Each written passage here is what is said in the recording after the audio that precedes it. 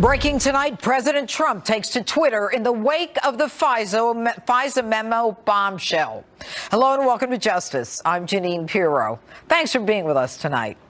The president late this evening quoting the Wall Street Journal on Twitter in response to the FISA memo release, saying the memo lays out how the FBI failed to inform the FISA court that the Clinton campaign funded the dossier. The FBI became a tool of anti-Trump political actors, unacceptable in a democracy. The president goes on to say the FBI wasn't straight with Congress and hid most of these facts from investigators. We have quite a show on deck for you tonight. Ann Coulter, David Bossie, Governor Mike Huckabee, and Congressman Ron DeSantis all standing by live. Plus, I'll be talking to a spokesperson for the President of the United States in just a moment. I have one very important question for him. But first, my opening statement. He was right from the beginning. They were spying on him. They were wiretapping. They were listening in on Trump Tower. They were so desperate that he not be elected that they misled the most secret court of the United States in order to spy on an opposing political campaign in order to undermine a presidential election. Members of the highest echelon in our FBI and Department of Justice conspired to prevent an outsider from breaking the establishment stranglehold on the American people. They needed a reason to spy, so they made one up.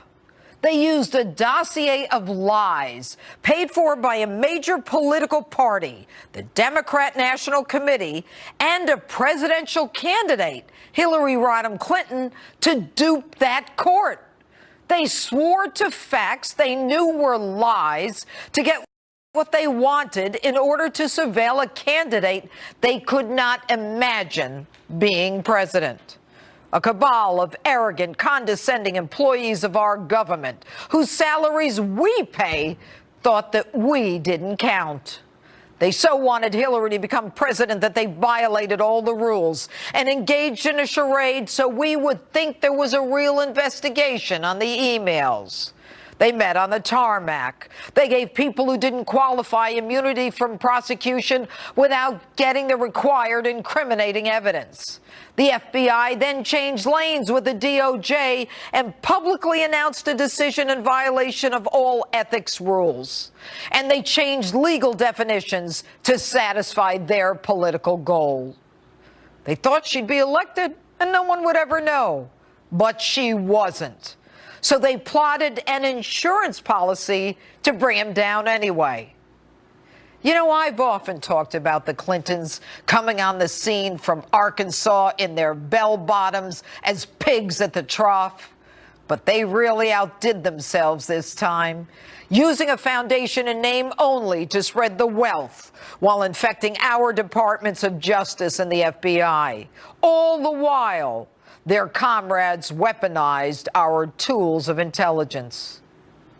This is what they do in third world countries, not in America.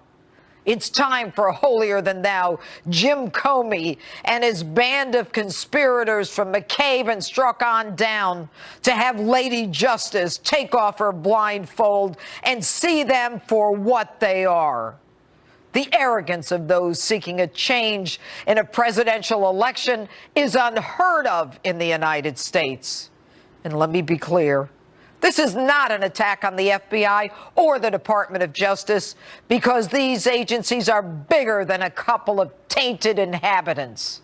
This is not about one party versus another. It's not even about spying on an American citizen. It's about something even more. It's about an attempt to change the course of American history using the most powerful agencies in the United States government. How dare you? And that's my open. Tell me what you think on my Facebook page, Twitter, and Instagram, hashtag Judge Jeanine. Joining me now with reaction to my opening statement and much more, Congressman Ron DeSantis, who's been at the forefront of getting this stuff released from the beginning. Good evening, Congressman. Good evening, Judge. I guess it was everything you said it was going to be that everyone said it wasn't going to be. And the question now is, what happens next? I think there's going to be a number of things. Chairman Nunes has said publicly this is going to be a phase 2 where you're going to have another memo go through the same process, dealing with other agencies, including the State Department and their role in this. And I think that could potentially be explosive. I also think that the memo has raised problems for some of the individuals that you mentioned, including former FBI Director Jim Comey. I mean, he was not candid with the Intelligence Committee in terms of telling them the genesis of the dossier. So I think they're going to bring him in, put him under oath. But I think he's exposed himself for potentially making false statements. Of course, he leaked FBI documents after he got fired. Some of those documents may have had classified information, so he may have exposure there as well. And then one of the things I think really needs to be drilled down on, Judge, a lot of people are focusing on the FISA. Obviously, that's significant. The role of Bruce Orr, who was one of the top Justice Department officials, and his wife is working for Fusion GPS. And basically what happened is there was a direct pipeline from the Clinton campaign to the upper echelons of the Justice Department and FBI through Bruce Orr, because Hillary is funding Fusion, right. And then Fusion is sending all their negative fake research on Trump right to the Obama Justice Department. You know, I mean, that's really, really problematic. It's problematic, but we knew this was a problem a year ago. So here's the question, Congressman. Who's going to investigate and prosecute? Who's going to bring on a grand jury, issue subpoenas, do everything they didn't do in the Hillary Clinton email case? Who? Rod Rosenstein? No, he's close to Comey. He's close to Mueller. In fact, Rod Rosenstein was the guy who walked Mueller over to be interviewed for FBI director. And when the president didn't hire him the next day, Rosenstein appoints him to be special counsel. If that isn't vengeance, I don't know what is. Well, Ann, Rosenstein signed one of the FISA extensions, so he would be conflicted out of doing it. There's going to be a strong push in the Congress, the strongest we've had yet, for a special counsel to look into the FISA abuse and related matters. I think it's got to be someone who's not a part of the swamp, someone from outside Washington. Who's going to do it?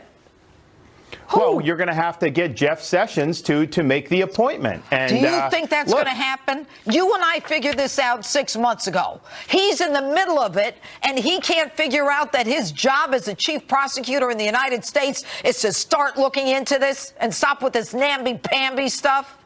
Well, here's the difference, though, Judge. 6 months ago, you didn't have Bruce Orr demoted. You didn't have Rybicki on his way out. You didn't have McCabe forced to resign. You didn't have James Baker reassigned. You didn't have any of that. So digging in has led to all this. People are dropping like flies.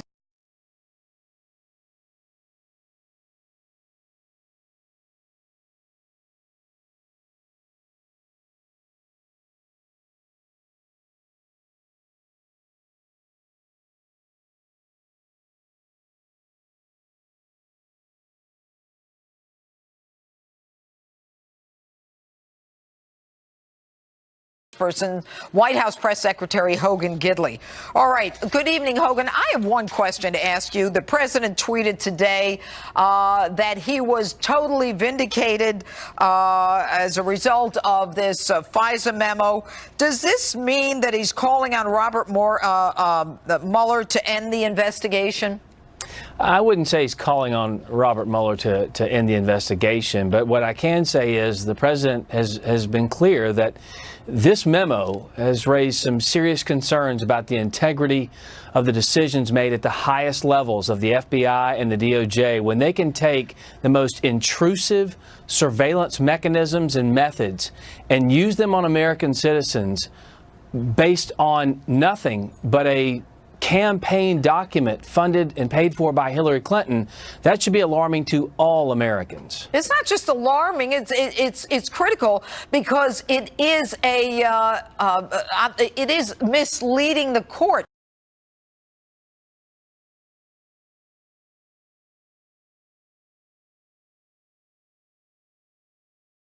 Telling you is the truth. He has to satisfy several prongs. None of that was done here. Right, and it was a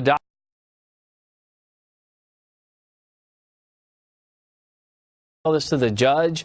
Forget the fact that it was from the Clintons in the first place. I mean, obviously this thing was full of inaccuracies, but they didn't even tell the judge that's where they got the information from. That is a clear violation, and obviously this memo goes to expose that process, and I think all Americans are deeply concerned at this moment. Well, you know, with the FISA application and what we found out, look, everybody's talking about this. I want to know, who is the lawyer who accompanied the FBI agent to go before the FISA court? Okay, whether it's Baker, Comey, McCabe, Rosenstein, all those guys, whoever that judge was, he needs to do what he or she needs to do whatever they have to do to get them on the red carpet, because they made a misrepresentation to the court, the highest, most secret court in the United States besides the Supreme Court. That judge is the person I'm waiting to hear from, because they either took him or they lied to him. Either way, it's bad.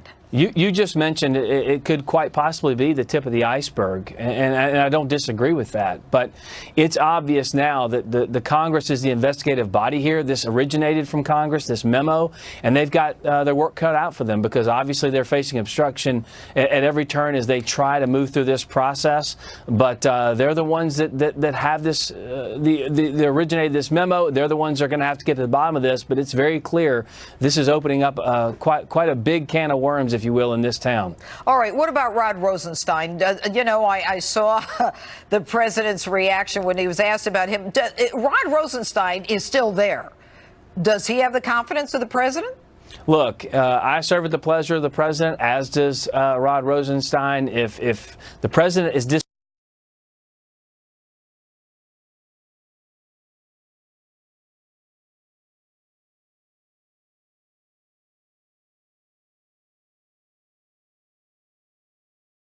Thanks so much for being with us this evening. Thanks so much, Judge. All right. And here with more insight into the memo and what's up, former Trump campaign manager David Bossie. All right, David, are you as fired up as I am? Oh, I am, Judge. This is exactly what the president was talking about. Yeah. It was a rigged election back then, and that's what the president knew then, and that's what we have found out to be a fact today. You know, David, what's amazing is when the president first came out and he said, you know, that they were wiretapping at Trump Tower and all that other stuff, everybody mocked him. They ridiculed him. They made fun of him. Obama comes out and he's so condescending and so insulted. It's true. Yeah, it was 100% true. It's an outrage that what the American people are just finding out, and what they're learning is that the FBI used a dirty dossier that has now been completely discredited to go to the FISA court, to get a FISA judge to issue this wiretap. It is an outrage. It should bother all Americans. And I'll be honest with you, I can't understand why the New York Times, Washington Post, and others are so troubled with us wanting to press the federal government for the answers of why they were doing this. It is so dirty. It is so corrupt. And Judge, sad. you know this. You understand this better than most, because the men and women of the FBI, America's premier law enforcement agency, doesn't deserve this. They are made up, that organization's made up of tremendous people who do a great job making America and Americans safe. You don't even have to say that, David. You know, everybody's saying the FBI is great, the DOJ. We all know that. It's these people who infected it at the top. And that's David, right. I'll bet you get calls like I get calls, all right, from FBI agents who are disgusted. Right. They are angry. You know, this thing should have been handled in a field office. Instead, it's handled at the upper echelon by a cabal on the 7th floor at the FBI. They're all pals. And a few bad apples. A few bad apples have besmirched this organization, and that's really what troubles me, is that we need to honor and hold them up, and we need to do a good job of cleaning this out so that we can get on with the business of what the FBI is supposed to be doing. All right, let me ask you, David, some of the stuff that they've been saying about the memo that, is like Chicken Little. If this memo is released, the sky is going to fall. All right, so we have grave concerns. This is from the FBI about material omissions of fact that impact the memo's accuracy. And Nancy Pelosi says Donald Trump has surrendered his constitutional responsibility as commander-in-chief by releasing the unredacted memo. It undermines our national security and basically is a bouquet to his friend Putin. What are these people talking about? Yeah, she also said the tax cut was going to be Armageddon. They hate this president more than they love America. That is the fundamental problem with the Democrat Party today. They see hatred through their eyes. That's all they see. I've never seen anything like it, David. It is remarkable to me, and they do this every day. They say the sky is falling, and it doesn't. And the American people are catching on to it, and they're going to continue because they can't help themselves. Just look at what the president did at the State of the Union. He made them look like the buffoons that they are. Yes, absolutely. David Bossie, so good to have you on tonight. Thanks, Judge. What a night on Justice tonight. Mike Huckabee, Katrina Pearson still coming up. But next, you haven't heard all the takes on the Nunes memo until you hear Ann Coulter's. Ann is on deck and standing by live. Don't change that channel. Don't touch the remote. Don't go anywhere.